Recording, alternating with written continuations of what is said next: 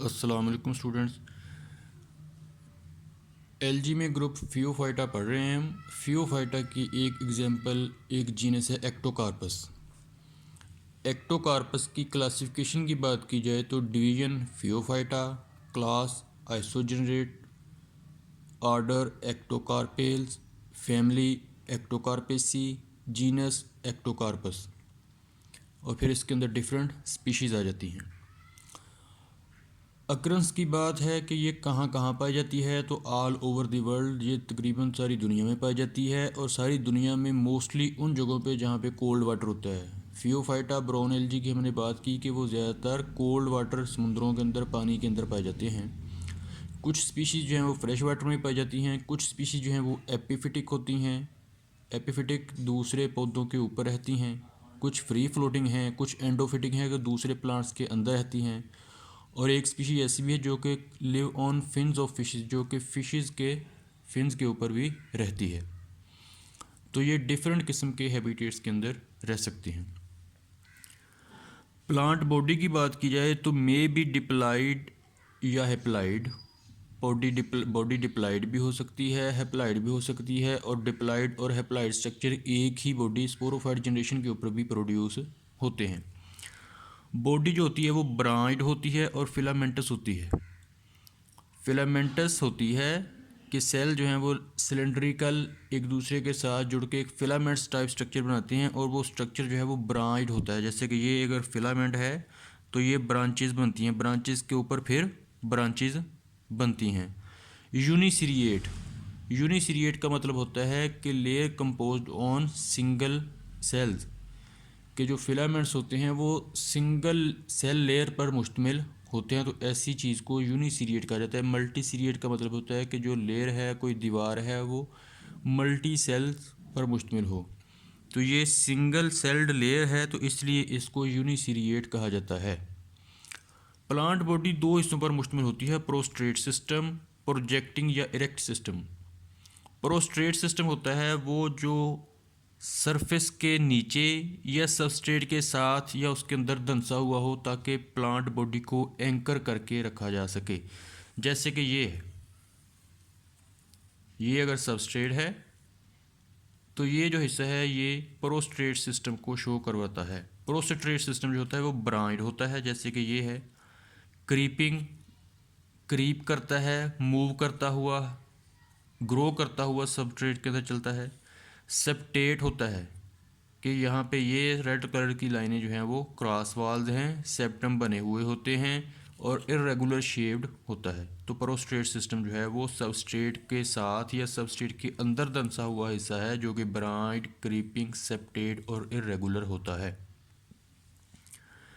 Second system जो कि ऊपर को प्लांट खड़ा होता है, इरेक्ट सिस्टम कहलाता है या प्रोजेक्टिंग सिस्टम कहलाता है। ये यूनिसिरिएट होता है, यानी सिंगल सेल्ड लेयर है। ब्रांच्ड फिलामेंट्स हैं, फिलामेंट्स जो कि लंबे लंबे ये बने हुए हैं, धागा नुमा साखते हैं, इनके अंदर ये सेप्टेट होता है, सेप्टम बने हुए हैं, और ये ब्रांच्ड होते हैं। ये जो प्रोजेक्टिंग सिस्टम है या इरेक्ट सिस्टम है, इसके ऊपर लगते हैं स्पोरेंजियम। स्पोरेंजियम के अंदर फिर प्रोड्यूस होते हैं जूस्पोर्स। तो स्पोरेंजियम जो है वो दो किस्म के प्रोड्यूस होते हैं, unilocular sporangia, plurilocular sporangia. Unilocular sporangium वो है जिसके अंदर सिंगल कैविटी है, सिंगल लोक्यूल, लोक्यूल कहते हैं कैविटी को। यूनिलॉक्यूलर सिंगल कैविटी वाला स्पोरेंजिया, तो ये सिंगल कैविटी वाला स्पोरेंजिया है। पेरीलोक्यूलर स्पोरेंजिया वो, प्लूरिलोक्यूलर स्पोरेंजिया वो है जिसके अंदर मल्टीपल लोक्यूल्स हैं, कई लोक्यूल, कई खाने बने हुए हैं, तो ये प्लूरिलोकुलर स्पोरेंजियम है। प्लूरिलोकुलर स्पोरेंजियम के अंदर माइटोजूस्पोर्स एंड यूनिलोकुलर स्पोरेंजियम के अंदर मियोजूस्पोर्स प्रोड्यूस होते हैं।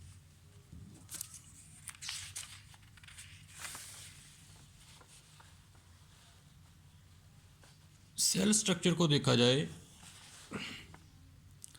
तो सेल जो इसका होता है स्मॉल होता है, इरेगुलर होता है, और सिलेंड्रिकल होता है। सिलेंड्रिकल कहते हैं गोल और लंबाई के रुख। तो ये सेल का स्ट्रक्चर है। ये सबसे बैरूनी दीवार है जो कि सेल वाल कहलाती है। Cell wall actually 3 layered cell wall होती है, 3 लेयर्स पर मुश्तमिल होती है। ये 3 लाइनें जो लगाई गई हैं तो 3 लेयर्स मिलकर सेल वाल को बनाती हैं। ये सेल वाल जो है वो पेक्टिक एंड सेलुलोज सब्सटेंसेस से, एल्गन से और फ्यूकाइडन, इन चारों चीज़ों से मिलकर बनी हुई होती है। फ्यूकाइडन भी एक पॉलीसेकेराइड है। सेल वाल के अंदर फिर साइटोप्लाज्म मौजूद होता है। तो क्योंकि एल्गी का जो सेल है वो एक यूकैरियोटिक सेल है, तो इसलिए यूकैरियोटिक सेल में जितनी भी ऑर्गेनेलिज होती हैं तमाम ऑर्गेनेलिज साइटोप्लाज्म के अंदर मौजूद होती हैं। सेंटर में न्यूक्लियस मौजूद है और न्यूक्लियस के बाहर इर्रेगुलर डिस्क लाइक स्ट्रक्चर्स मौजूद होते हैं जो कि क्रोमेटोफोर्स होते हैं। क्रोमेटोफोर्स जो हैं उनके अंदर पिगमेंट्स होते हैं जो कि सेल को एक मखसूस कलर प्रोवाइड करते हैं। इसके अलावा पायरिनॉइड लाइक स्ट्रक्चर जो हैं वो भी अटैच होते हैं क्रोमेटोफोर के साथ। सबसे बैरूनी दीवार ये सेल वाल है। सेल वाल 3 लेयर्स पर मुश्तमिल है और ये सेल वाल बनी हुई होती है पेक्टिक सेलुलोजिक सब्सटेंसेस से, एल्गिन से, फ्यूकाइडन से।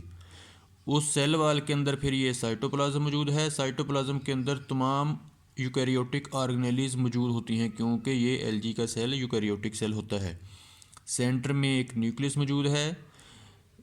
इर्रेगुलर डिस्क लाइक स्ट्रक्चर्स मौजूद होते हैं जिनको क्रोमेटोफोर्स कहा जाता है। क्रोमेटोफोर्स के अंदर या उसके साथ अटैच होते हैं पायरिनॉइड्स और इसी के साथ अटैच होते हैं फोटोसिंथेटिक पिगमेंट्स। फोटोसिंथेटिक पिगमेंट्स जो हैं वो इस एल्गी के अंदर पाए जाने वाले वो हैं chlorophyll A, chlorophyll C, beta carotene, fucoxanthin and xanthophyll. ये फ्यूकोजेंथीन एंड जेंथोफिल जो हैं ये करेक्टरिस्टिक कलर देते हैं इस एल्गी को, इसलिए इनको ब्राउन एल्गी कहा जाता है। तो ये था सेल स्ट्रक्चर और प्लांट बॉडी ऑफ एक्टोकार्पस।